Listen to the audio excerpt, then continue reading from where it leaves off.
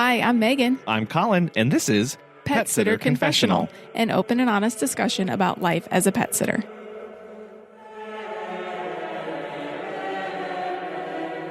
Hello, and welcome to episode 142. Hello.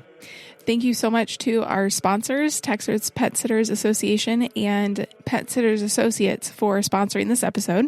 And thank you also to our patron members. If you would like to learn more about supporting us each month with the price of a cup of coffee, you can go to petsitterconfessional.com/support. In case you're just joining in for the first time, or maybe you missed last week's episode, on Wednesday, we got to interview Claire Harris, owner of Pets to Places, and we got to talk all about what it means to run an effective and an efficient pet taxi service. I love the discussion around the importance of customer service. And then we finished about talking about franchising and whether it's right for everybody and what that process looks like for her. So that was episode 141, and you can go back and listen to that at any time. Today, though, we are going to be talking about boundaries. This all started because there is a new social app called Clubhouse. Yeah. If you haven't heard of it, it's an audio-only platform. So people can go in and create, quote, rooms and connect with others who have similar interests to yours. There's only about 1 million people on the platform right now, but that... Only 1 million. Well, but that is rapidly growing each day. And right now it's invite only. So kind of how Facebook started out in 2005 of you had to invite people for them to join. And Clubhouse is still in the beta version right now. But as soon as Colin and I got on, we were instantly overwhelmed. It's an understatement. Yeah, I mean, it's not a complicated platform, really, but it's yet another platform, another social platform. I think there were just a few things that stuck out immediately to us as we got on. And the first one is that anyone can ping you to join a group at any time. This is if you have the notifications turned on, but any of your friends can, if they're connected with you, if they join a group and they're enjoying the conversation, they can send an invite to you to join that. It's all voice, as Megan mentioned, which means there's no text, no comments, no recording at all. So whatever happens, whether you're there for it or not. So not only does it interrupt your day to let you know people are talking, but if you don't join and stay on for the entire conversation, you'll start to think that you're missing something. Or there is a group that sounds good, like building community for your business or something related to pet sitting or pets or something, but you're in the middle of working on tax preparation or putting the kids to sleep or walking a dog and you miss it. Well, you missed it. It all happens in real time and it is not recorded. Obviously, you can turn off notifications to the app and it's not all bad. There have been some amazing conversations going on and a lot of great networking. There are just, again, as with all things, these pros and cons that go along with it. It gave us a lot of anxiety, though. I think, especially me. I mean, the FOMO factor is real. Fear of missing out, if you don't know what FOMO is. With kids and the dogs in the house and multiple jobs at all hours of the day, it's very rare when we have a quiet moment to not only listen, but engage in a conversation. And you couple that with maybe the room that you want to go in conflicts with another meeting that you have or another priority you have in your life. Right. Well, and as podcasters, we love that you can listen to these episodes or any other podcast whenever you want on your time. You can pause, you can replay at your leisure.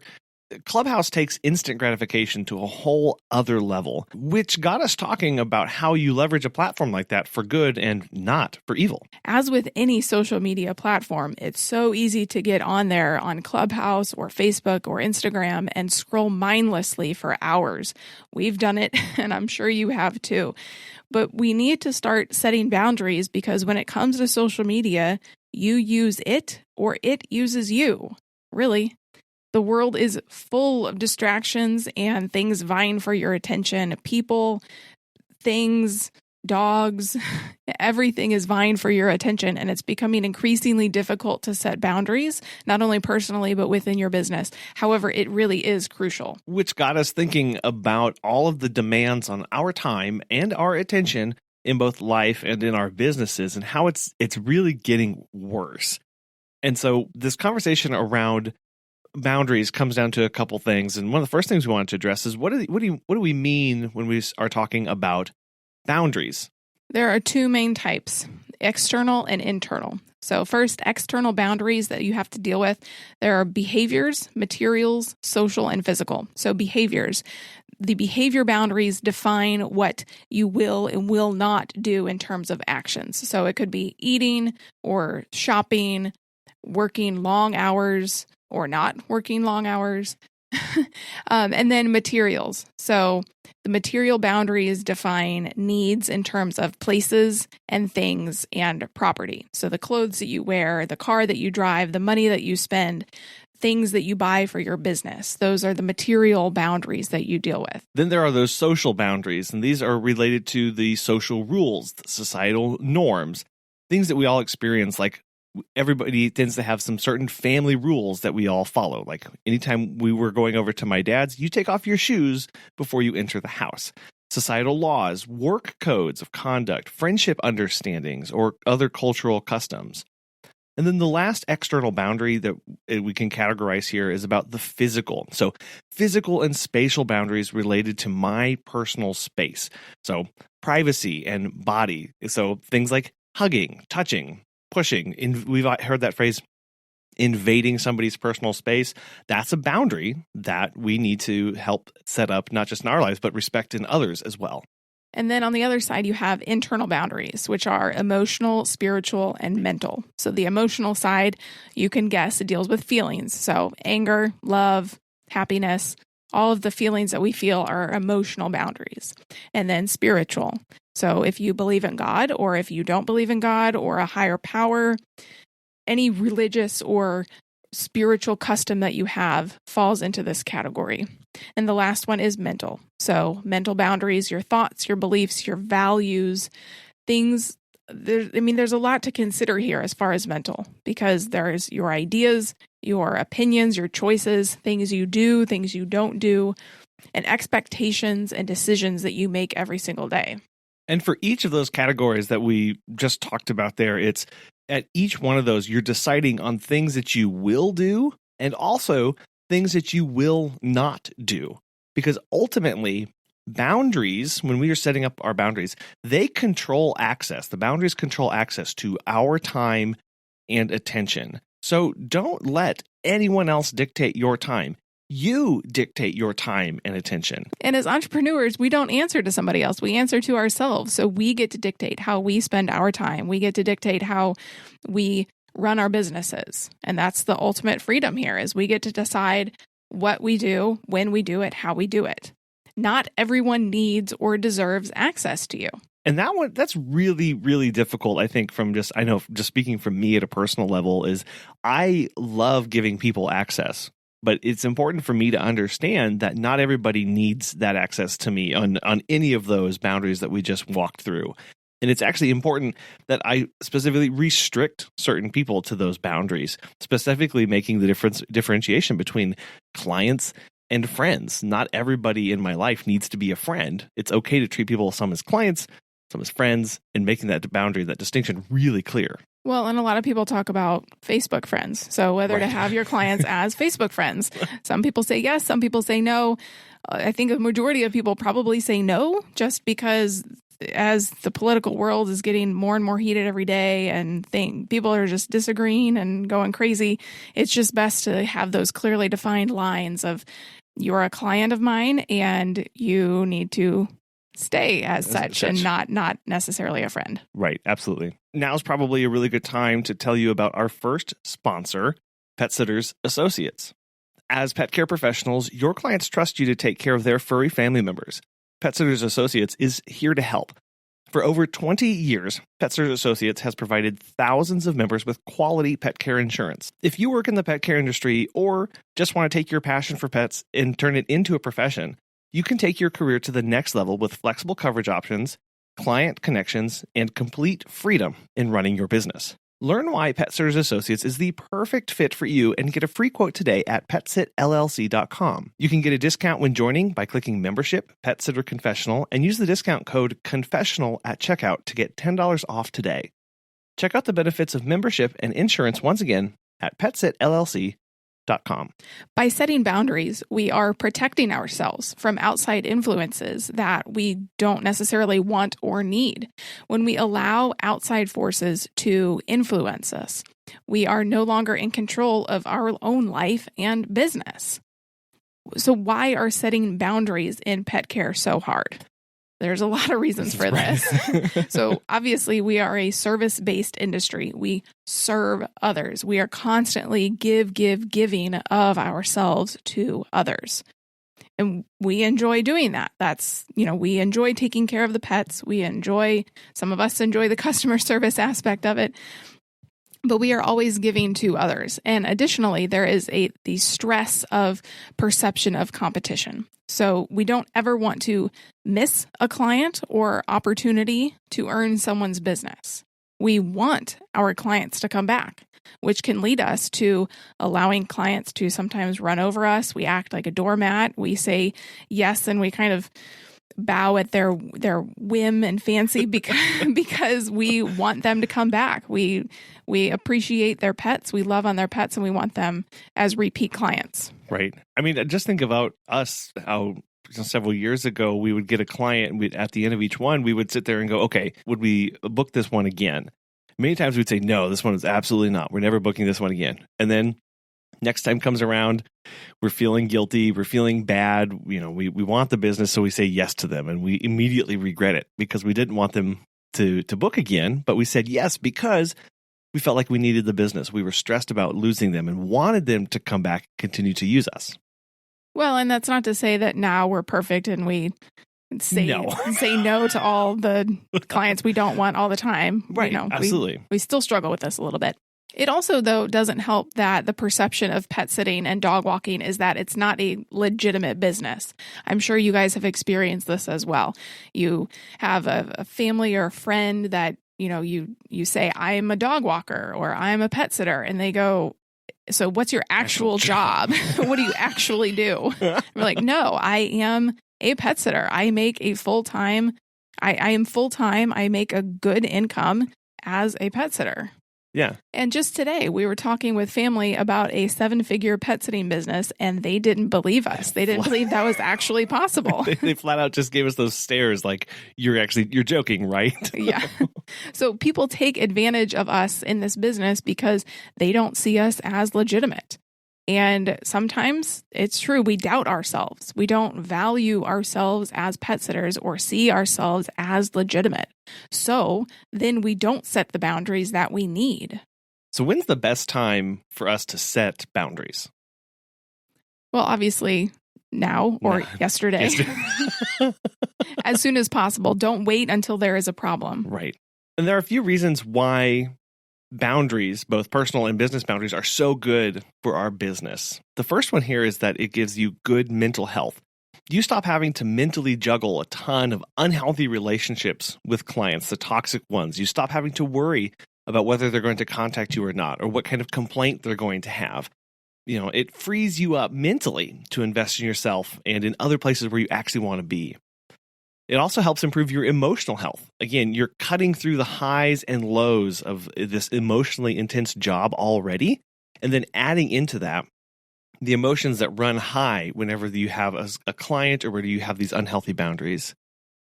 It also helps us avoid burnout, which ultimately is what we're all trying to do. We're all trying to avoid burning out in this job because we so love it and we're so passionate about it.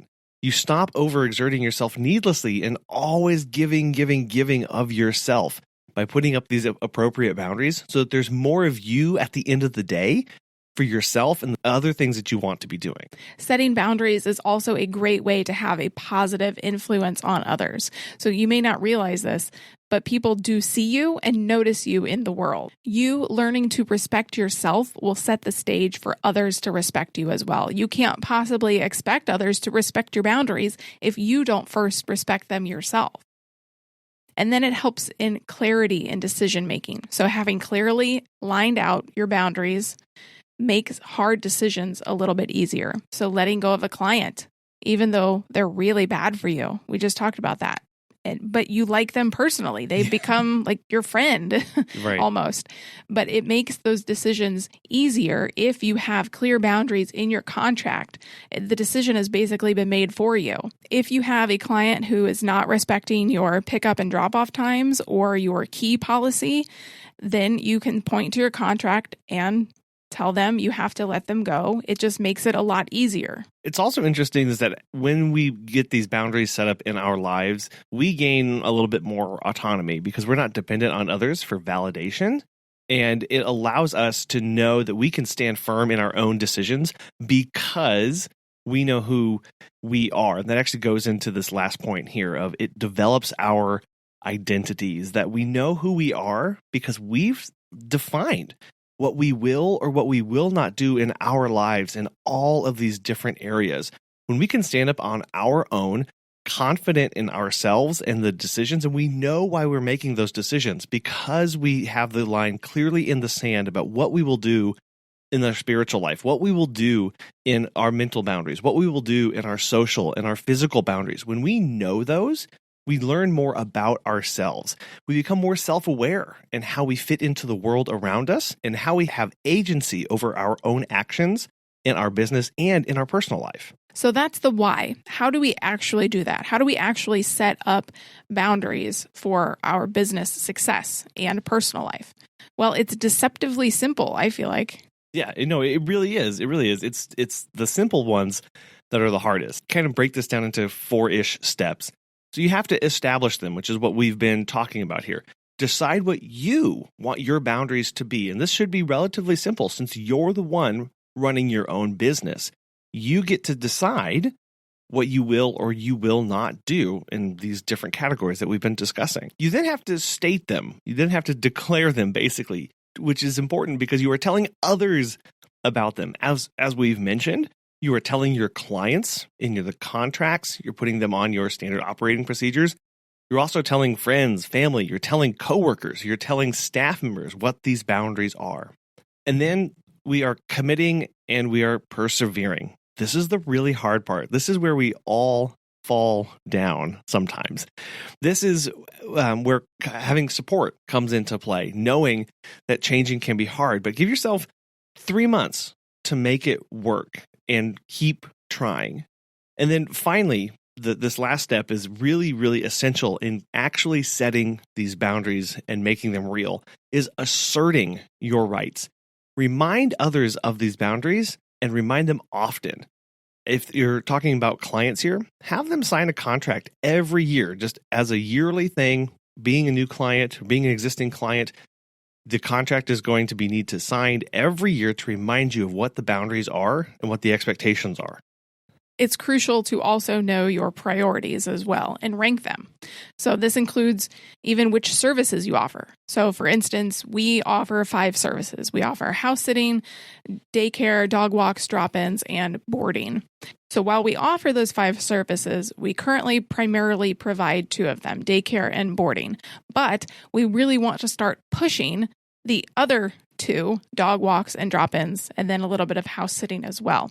So knowing our priorities of wanting to, knowing the services we offer now, knowing the services that we have the most clients in right now, but also knowing where we want to be going helps us position ourselves for where we want to be going. So for instance, we want to be doing more dog walks and drop-ins. So we have put those things higher on our website than the other services. So once you know where you are going, you can start saying yes or no to the appropriate things. So we want to push more of the services that we want, and we'll start saying no to the services that we don't necessarily want to provide anymore.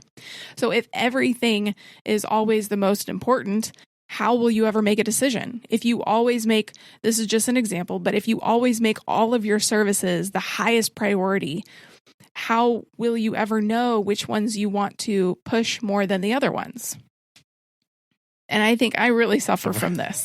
So I always think that everything is the most important and everything has to get done yesterday. We used to do this thing where we'd come up with a task that we would need to get done, and we'd ask each other, okay, on a scale of 1 to 10, how important is it to you that this gets done? and Megan was always a 10. Yeah, basically. But again, here, as a business owner, you get to decide what criteria makes them number 1, 2, 3, 4, etc. That is all you. And that should be very freeing and extremely empowering, if not a little scary sometimes. Yeah, I was going to say a little scary. Right. It can be a little overwhelming. Because we don't want to fail. We don't want to fail. We don't want to rank them incorrectly. We don't want to be moving in the wrong direction.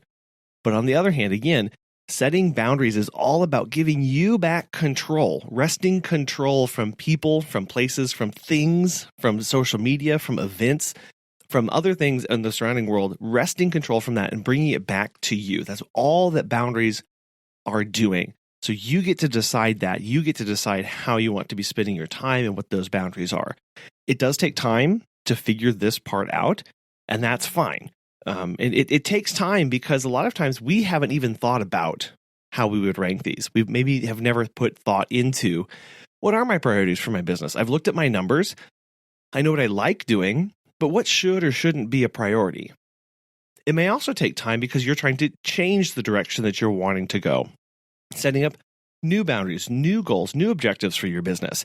And you're trying to adapt and change those over time as things are changing around you. So give yourself time, allow yourself to have time to think about the criteria that go into ranking the priorities for your business. So we know how to set boundaries and why we should be setting them, but enforcing them is really the key to all of this. Safeguard your time and spaces. Get support. Have an accountability buddy. If you know a fellow dog walker in your town or a neighboring town or even, anywhere, then let them know what you want for your business. Have them hold you accountable and vice versa if they are willing. Have them hold you accountable to what you have set so that you can succeed. And I would say one of the best ways to enforce them is to not have to enforce them at all and put them in your SOPs and put them in your contract so that you are not having to remind others or you're not having to remind yourself of what they are. They're in black and white. They've been signed and dated, and you just have to put those in front of somebody else and not have to reinvent the wheel every single time.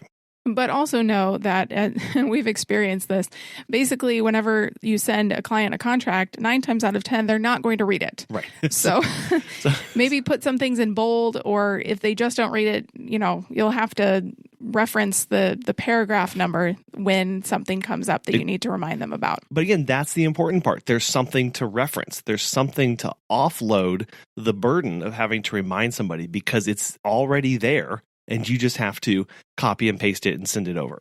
With that, though, know that you can't do all the things. No one can by themselves. Right. So even the best plumber in the world may not be able to fix a car. It's kind of an extreme example, but no one knows everything about everything. There are only so many hours in the day to learn things and to do things and to figure things out for yourself. And even the biggest names out there, even the CEO of major corporations, have only 24 hours in the day. Everybody gets the same amount of time every single day. So learn to say no when you feel overloaded or are just on the brink of being #done.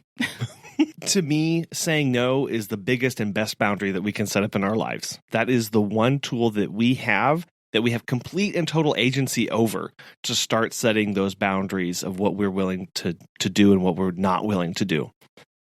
Empower yourself to say no more often and more frequently than you feel comfortable doing. By saying no, we are making, again, those hard lines in the sand. We are putting and we are communicating to others around us about what those boundaries are. And by saying no, you are giving yourself the ability and more freedom to say yes to things that you want to be doing. If you'd like to learn more about saying no, we actually did this as part of an episode back in episode 90, and we will have that link in the show notes. Okay, so we've covered the basics of setting boundaries, but what does it look like specifically in the pet care industry?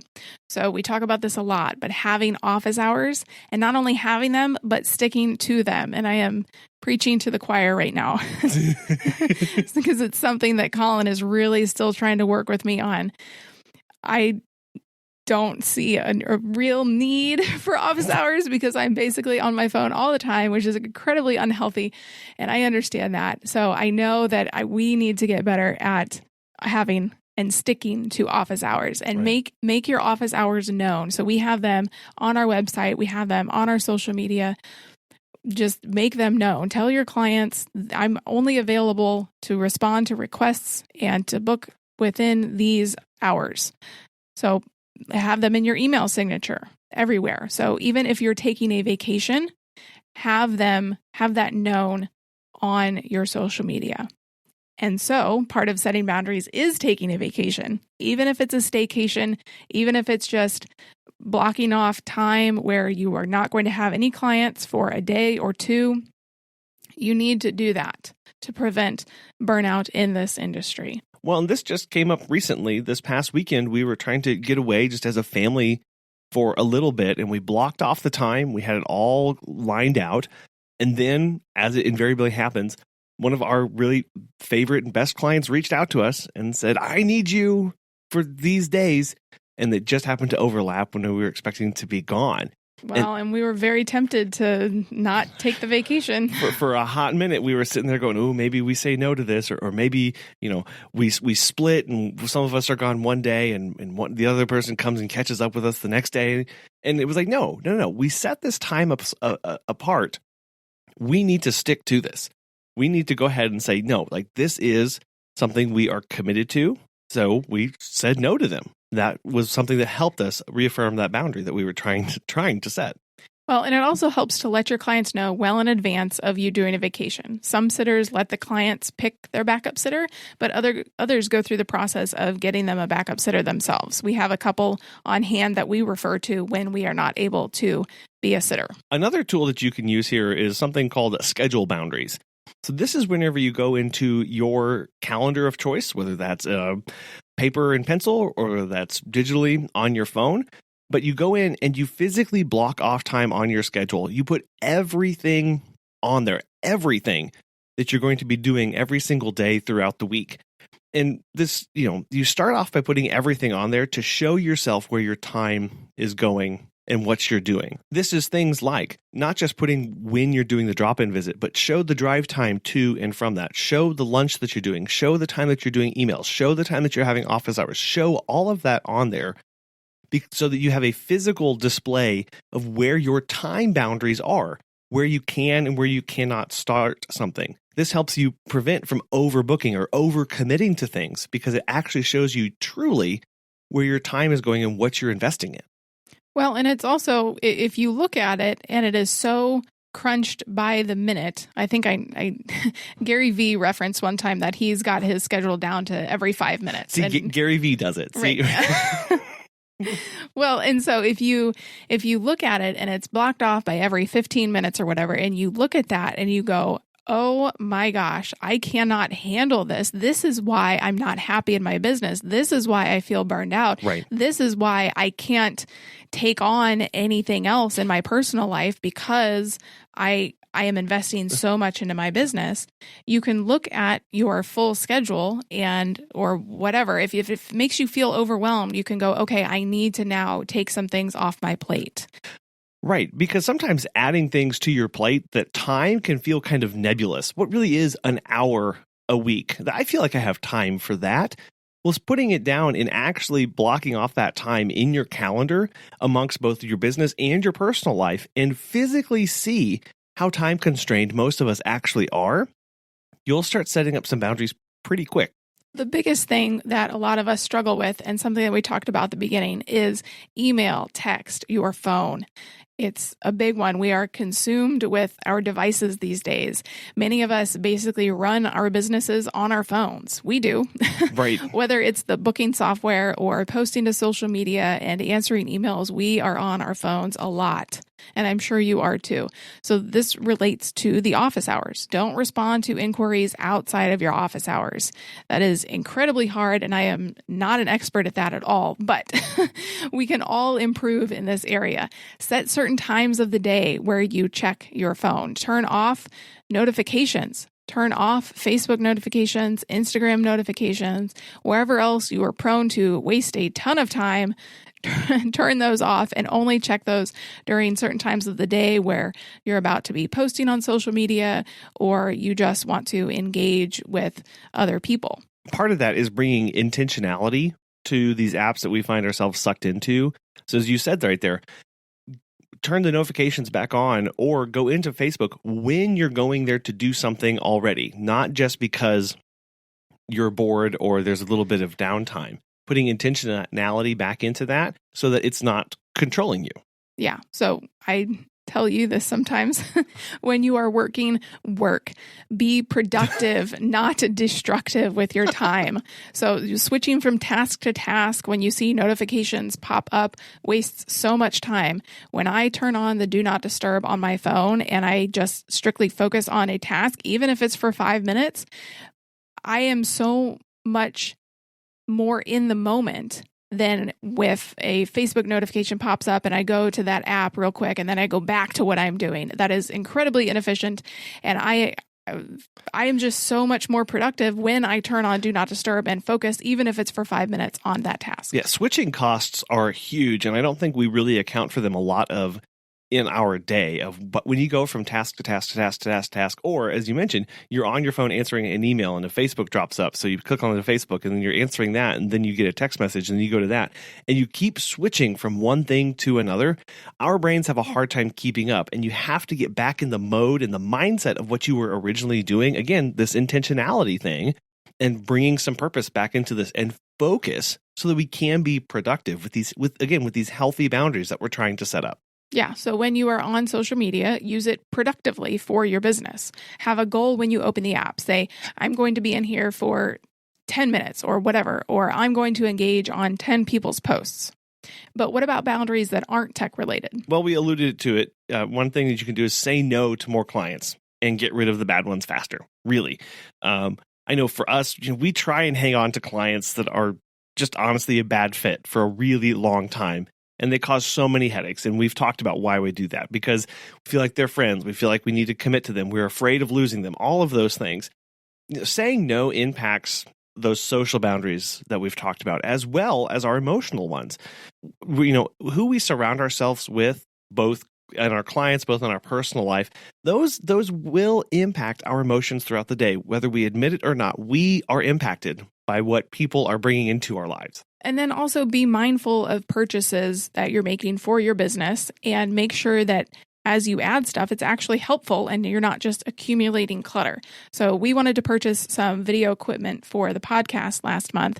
And after thinking about it for a few days, because we don't really like to make rash decisions, we like to think about our purchases.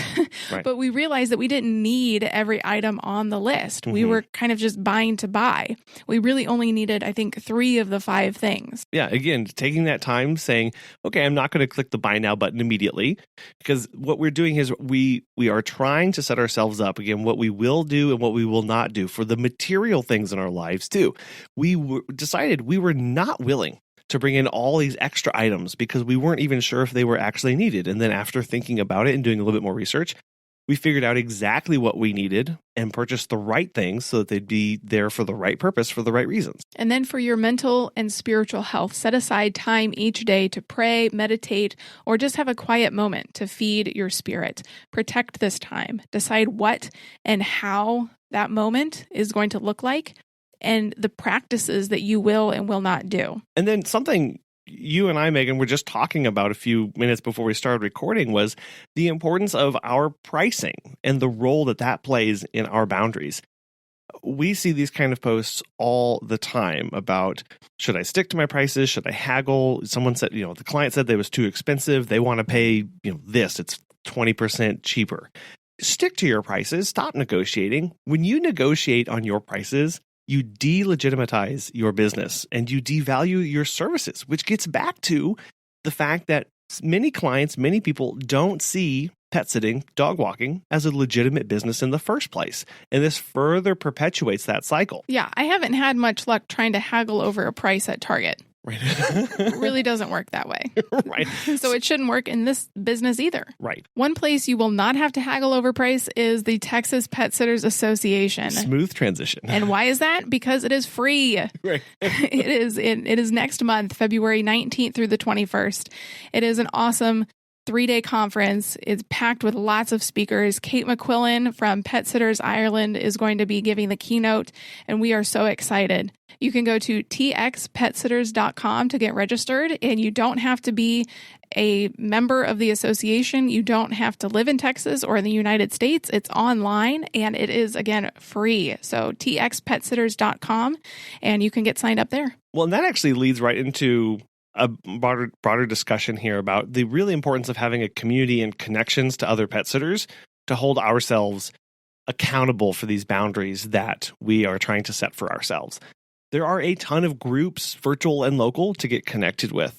We love creating SOPs and writing things down in our contracts so that we can offload that information from our brains and we don't have to worry about it anymore. We don't have to worry about remembering it. By having someone who knows the boundaries that we're trying to implement and set, that person, those people are able to remind us of those goals and remind us of those boundaries and hold us accountable.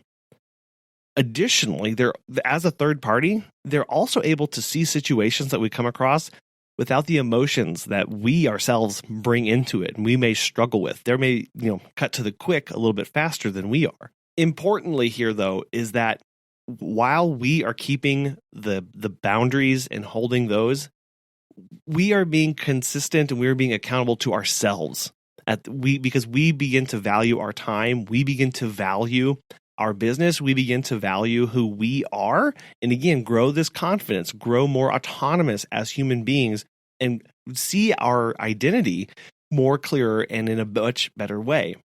Then as we become consistent in keeping these boundaries, that builds habits and the boundaries get easier and easier to keep and maintain over time because they just become part of who we are and where we're trying to go. Some boundaries that we are working on for this year, 2021, I would like to have a healthier relationship and a more clearly defined boundary with my phone and social media.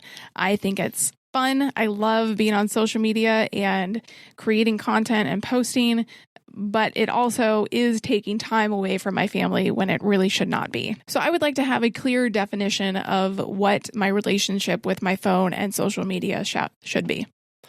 Don't know if you know this or not, but I am a people person. Yes, I'm I did a people pleaser. And so one of the boundaries that I am really going to be focusing on this year is my relationship with sticking to our contract and SOPs and to stop making exceptions for clients just because I think we're friends. Again, that discussion around who's a friend, who's a client, and how to keep them separate, because I struggle with making sure everybody likes me and making sure that my clients like me and want me to be their pet sitter. And so I tend to do anything I can to keep them around, to keep them happy, or my perception of happy and served. Well, and of course, we want to keep our clients happy. That's, we are a service-based industry. We want our clients to keep coming back. I just said that earlier. But also realizing that at the end of the day, this is a business and businesses need to operate as such. Right, which is what I struggle with because I tend to make exceptions for people who I think are my friends and they're my clients.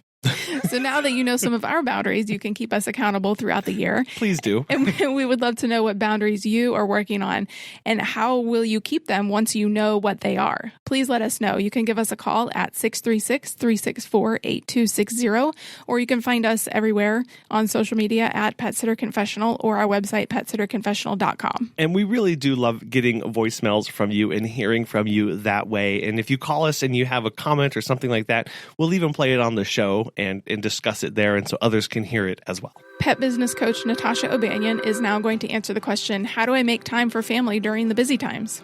I mean, this all goes back to that scale process. I remember the year that I didn't work from Thanksgiving all the way until New Year's, and I felt like I made it. I could have maybe only serviced one person, but I was like, I am closed from Thanksgiving to New Year's. I made it, guys. So it's still just putting priorities. I saw this, I don't know if anybody follows cooking shows, but I love cooking shows. And Chef Ramsay was on, fixing people's businesses and, yelling in their faces, doing all the stuff that he does. And he says, there's all these relationships in business, husband and wives doing it all together. And I say, your family comes first. Family comes first. You do not want to mix and mingle your obligations with your family into your business. So if holidays are important to you, make sure that comes first. Good thing for us, holidays is kind of like an everyday thing. We don't really care about what day of the year it said we should be doing something. So it just depends on your family dynamic.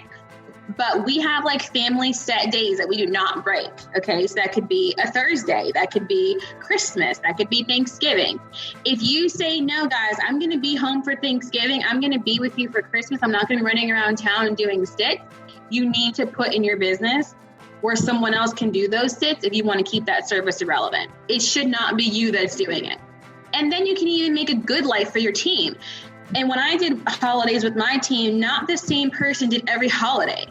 They knew that, okay, I did Thanksgiving. So then these guys were doing the Christmas shift. I always had shifts with everybody. So like it would be shift A, the first 10 people would all do Thanksgiving. And then those people would be off for Christmas, but they knew they were coming on for, vice versa. So it's like you have to put systems in place where everybody wins. Because if you're running a business, you want to make sure, like I never asked my team to do anything that I personally wouldn't do. If I wouldn't do it, I'm not going to ask them to do it.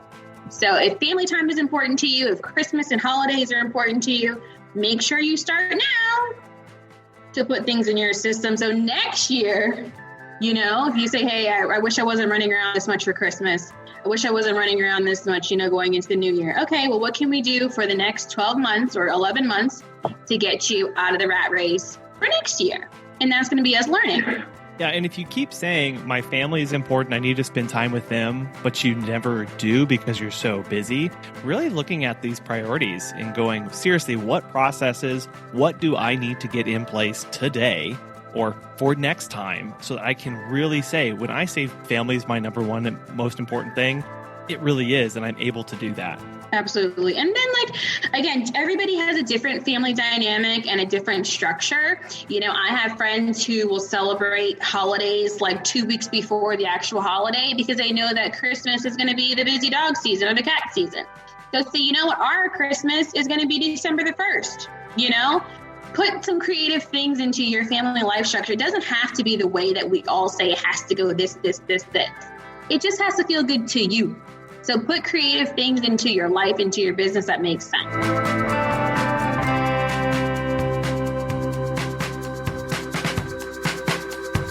Natasha runs her own dog walking business, but she also is a pet business coach. If you would like her to be your personal pet business coach, you can go to her website, startscalesale.com, and use the code PSC20 for 15% off her coaching. Coming up on Wednesday, we have Michaela Vargas coming on from Pet Marketing Unleashed to talk all about websites, website design, and how to make sure it's working for you and your business and not against you. We would also like to thank Texas Pet Sitters Association and Pet Sitters Associates for sponsoring this episode.